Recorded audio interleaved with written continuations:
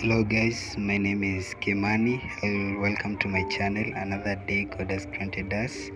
So today I'm going to show you a simple strategy that I use.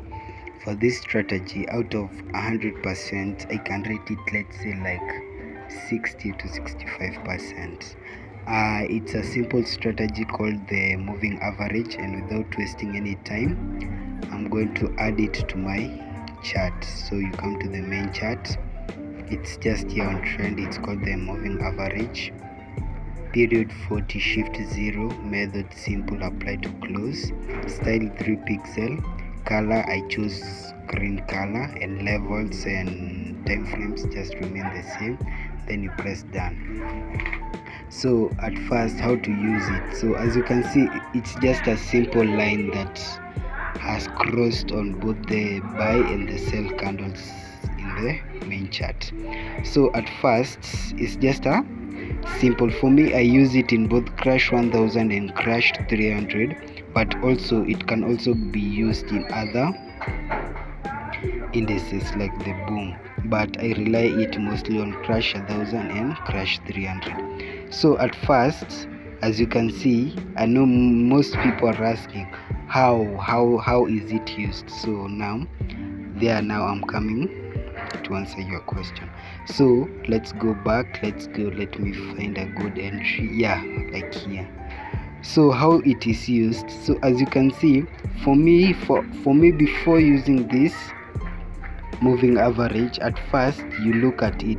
If it has crossed the buy candles forming a shape close to you, not necessarily close to you, but a curve that is it's going upward, and it formed it while it came contact to the buy candles, just be ready or be sure that it's going to become an uptrend, or some of the candles that are going to dominate for that period are going to be the buy candles. For your proof, as you can see here, it crossed a U. Oh, sorry.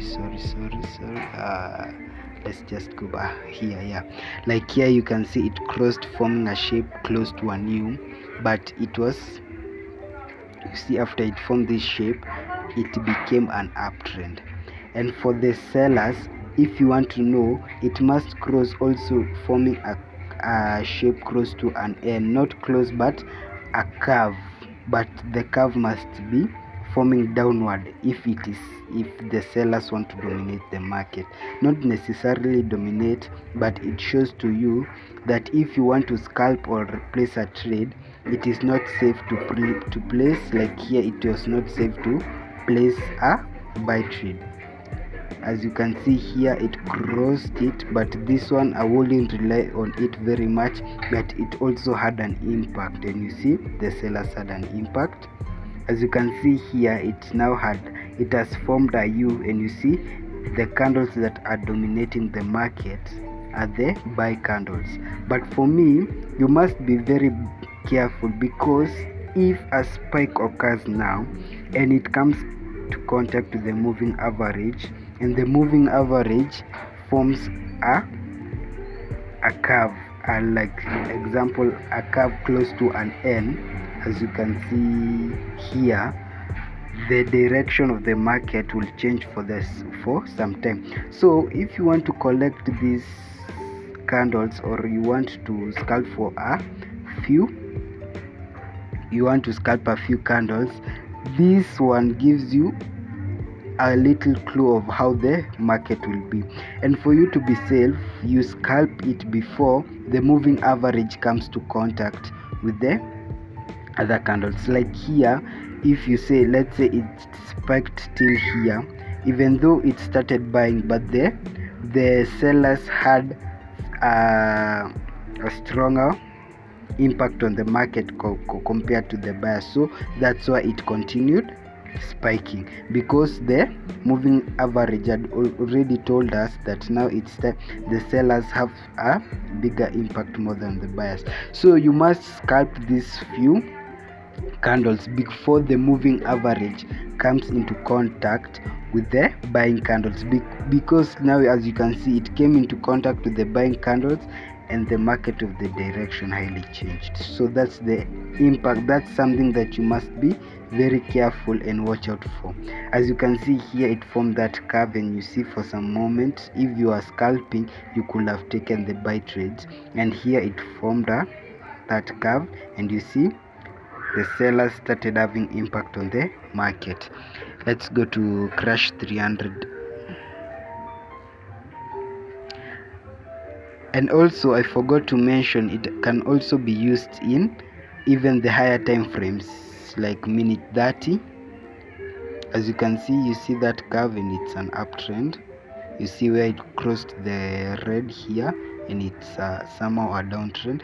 It does not specifically mean that if the curve crossed it, and that the sellers are going to, even though the sellers are going to be dominant in the market, the buyers are also going to have some impact, but not a bigger impact compared to the sellers. As you can see here, how it crossed and it became a downtrend before here it came to contact with the buy candles. As you can see here, the impact is well seen, and how the market became somehow an uptrend. Let's go back to minute 1.